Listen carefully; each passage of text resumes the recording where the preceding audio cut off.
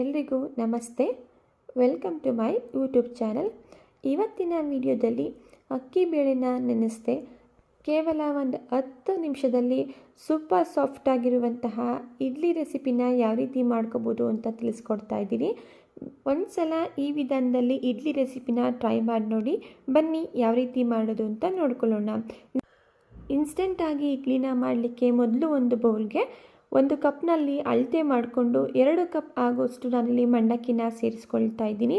ನಂತರ ಇದಕ್ಕೆ ನೀರನ್ನು ಸೇರಿಸಿ ಮಂಡಕ್ಕಿನ ವಾಶ್ ಮಾಡಿಕೊಂಡು ಇದನ್ನು ಒಂದು 2 ನಿಮಿಷ ಚೆನ್ನಾಗಿ ನೆನೆಸ್ಕೊಳ್ತಾ ಇದ್ದೀನಿ. ನಂತರ ನೆಂದಿರುವಂತಹ ಮಂಡಕ್ಕಿನ ನಾನಿಲ್ಲಿ ಒಂದು ಮಿಕ್ಸರ್ ಜಾರ್ಗೆ ಟ್ರಾನ್ಸ್ಫರ್ ಮಾಡ್ಕೊಳ್ತಾ ಇದ್ದೀನಿ. ನೀರನ್ನೆಲ್ಲ ಹಿಂಡಿ ಮಂಡಕ್ಕಿನ ನಾನಿಲ್ಲಿ ಮಿಕ್ಸರ್ ಜಾರ್ಗೆ ಸೇರಿಸ್ಕೊಳ್ತಾ ಇದ್ದೀನಿ. ನಂತರ ನಾನಿಲ್ಲಿ ಮಂಡಕ್ಕಿನ ಗ್ರೈಂಡ್ ಮಾಡ್ಕೊಳ್ಳೋದಕ್ಕೆ ಅರ್ಧ ಕಪ್ ಆಗೋಷ್ಟು ನೀರನ್ನು ಸೇರಿಸಿ ಮಂಡಕ್ಕಿನ ನೈಸಾಗಿ ಪೇಸ್ಟ್ ಮಾಡ್ಕೊಳ್ತಾ ಇದ್ದೀನಿ.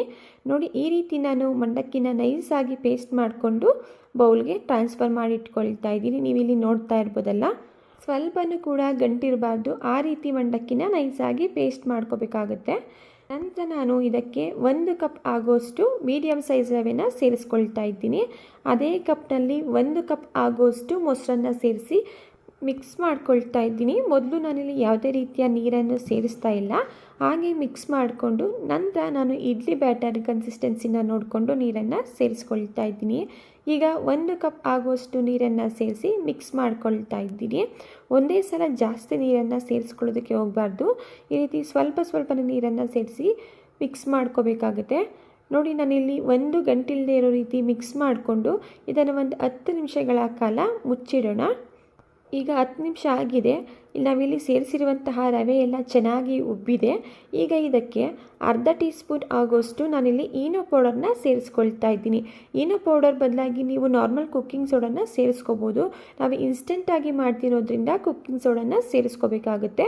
ನಂತರ ರುಚಿಗೆ ತಕ್ಕಷ್ಟು ಉಪ್ಪು, ಇಷ್ಟು ಪದಾರ್ಥಗಳನ್ನು ಸೇರಿಸಿ ಚೆನ್ನಾಗಿ ಮಿಕ್ಸ್ ಮಾಡ್ಕೊಳ್ಳೋಣ. ನೋಡಿ, ಇಡ್ಲಿ ಬ್ಯಾಟರ್ ಸ್ವಲ್ಪ ಇಲ್ಲಿ ಗಟ್ಟಿಯಾಗಿದೆ. ಇದಕ್ಕೆ ಒಂದು ಅರ್ಧ ಕಪ್ ಆಗೋಷ್ಟು ನೀರನ್ನು ಸೇರಿಸಿ ಮಿಕ್ಸ್ ಮಾಡ್ಕೊಳ್ತಾ ಇದ್ದೀನಿ. ಇಡ್ಲಿ ಸಾಫ್ಟಾಗಿ ಬರಬೇಕು ಅಂದರೆ ಇಡ್ಲಿ ಬ್ಯಾಟರ್ ಗಟ್ಟಿಯಾಗಿರಬಾರ್ದು. ನೋಡಿ, ಈ ಕನ್ಸಿಸ್ಟೆನ್ಸಿಲಿ ನಾನು ಇಡ್ಲಿ ಬ್ಯಾಟರ್ನ ರೆಡಿ ಮಾಡ್ಕೊಂಡಿದ್ದೀನಿ. ನೀವಿಲ್ಲಿ ನೋಡ್ತಾ ಇದ್ದೀರಲ್ವಾ, ಈ ಕನ್ಸಿಸ್ಟೆನ್ಸಿಲಿ ಇದ್ದರೆ ಇಡ್ಲಿ ತುಂಬ ಸಾಫ್ಟಾಗಿ ಬರುತ್ತೆ. ಯಾವುದೇ ರೀತಿಯ ಅಕ್ಕಿ ಬೇಳೆನ ರುಬ್ಬದೆ ಇನ್ಸ್ಟೆಂಟಾಗಿ ಇಡ್ಲಿ ಬ್ಯಾಟರ್ ರೆಡಿ ಆಯಿತು. ಈಗ ನಾನಿಲ್ಲಿ ಇಡ್ಲಿನ ಮಾಡ್ಕೊಳ್ತಾ ಇದ್ದೀನಿ. ಇವತ್ತು ನಾನಿಲ್ಲಿ ಇಡ್ಲಿನ ಮಾಡಲಿಕ್ಕೆ ಈ ರೀತಿ ಕಪ್ಗಳನ್ನ ಬಳಸ್ಕೊಳ್ತಾ ಇದ್ದೀನಿ. ನೀವು ಇಡ್ಲಿ ಪಾತ್ರೆಯಲ್ಲೂ ಸಹ ಇಡ್ಲಿಗಳನ್ನ ಮಾಡ್ಕೋಬೋದು. ನೋಡಿ, ಈ ಕಪ್ಗಳಿಗೆ ಸ್ವಲ್ಪ ಎಣ್ಣೆನ ಅಪ್ಲೈ ಮಾಡ್ಕೊಳ್ತಾ ಇದ್ದೀನಿ. ಅಪ್ಲೈ ಮಾಡ್ಕೊಂಡಿದ ನಂತರ ನಾವು ರೆಡಿ ಮಾಡಿ ಇಟ್ಕೊಂಡಿರುವಂತಹ ಇಡ್ಲಿ ಬ್ಯಾಟರ್ನ ಕಪ್ಗೆ ಸೇರಿಸ್ಕೊಳ್ತಾ ಇದ್ದೀನಿ. ಕಪ್ಗೆ ನಾನಿಲ್ಲಿ ಅರ್ಧದಷ್ಟು ಇಡ್ಲಿ ಬ್ಯಾಟರ್ನ ಸೇರಿಸ್ಕೊಳ್ತಾ ಇದ್ದೀನಿ.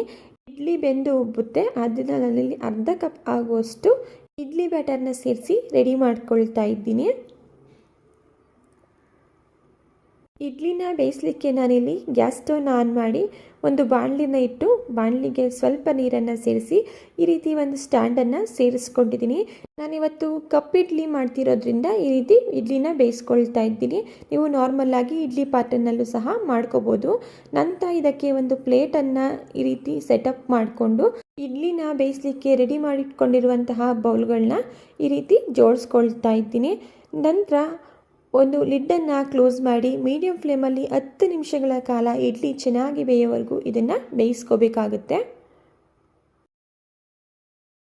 ಈಗ ಇಡ್ಲಿನ ನಾನಿಲ್ಲಿ 10 ನಿಮಿಷಗಳ ಕಾಲ ಮೀಡಿಯಂ ಫ್ಲೇಮಲ್ಲಿಟ್ಟು ಚೆನ್ನಾಗಿ ಬೇಯಿಸ್ಕೊಂಡಿದ್ದೀನಿ. ಈಗ ಇದನ್ನು ತೆಕ್ಕೊಳ್ಳೋಣ. ಇಡ್ಲಿ ಕೂಡ ತುಂಬಾ ಸೂಪರಾಗಿ ಬೆಂದಿದೆ. ಈ ಬೌಲ್ಗಳನ್ನ ತೆಗೆದಿಟ್ಟಿದ ನಂತರ ಸ್ವಲ್ಪ ತಣ್ಣಗಾದ ಮೇಲೆ ನಾನಿಲ್ಲಿ ಚಾಕು ಸಹಾಯದಿಂದ ಸ್ವಲ್ಪ ಈ ರೀತಿ ಸೈಡಲ್ಲಿ ಇಡ್ಲಿಗಳನ್ನ ಬಿಡಿಸ್ಕೊಳ್ತಾ ಇದ್ದೀನಿ. ನಾವಿಲ್ಲಿ ಮೊದಲೇ ಎಣ್ಣೆನ ಅಪ್ಲೈ ಮಾಡಿರೋದ್ರಿಂದ ಇಡ್ಲಿ ಈಸಿಯಾಗಿ ರಿಮೂವ್ ಆಗಿಬಿಡುತ್ತೆ. ನೀವಿಲ್ಲಿ ನೋಡ್ತಾ ಇದ್ದೀರಲ್ವ.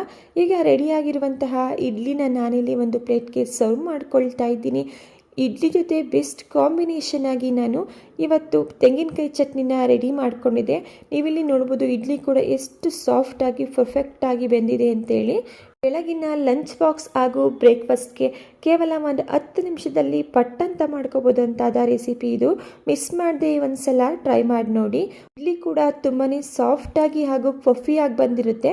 ಮಿಸ್ ಮಾಡದೆ ಒಂದ್ಸಲ ಈ ವಿಧಾನದಲ್ಲಿ ಟ್ರೈ ಮಾಡಿ ನೋಡಿ. ಓಕೆ ಫ್ರೆಂಡ್ಸ್, ಇವತ್ತಿನ ಇಡ್ಲಿ ರೆಸಿಪಿ ನಿಮಗೆ ಇಷ್ಟ ಆಗಿದೆ ಅಂತ ಭಾವಿಸ್ತಾ ಇದ್ದೀನಿ.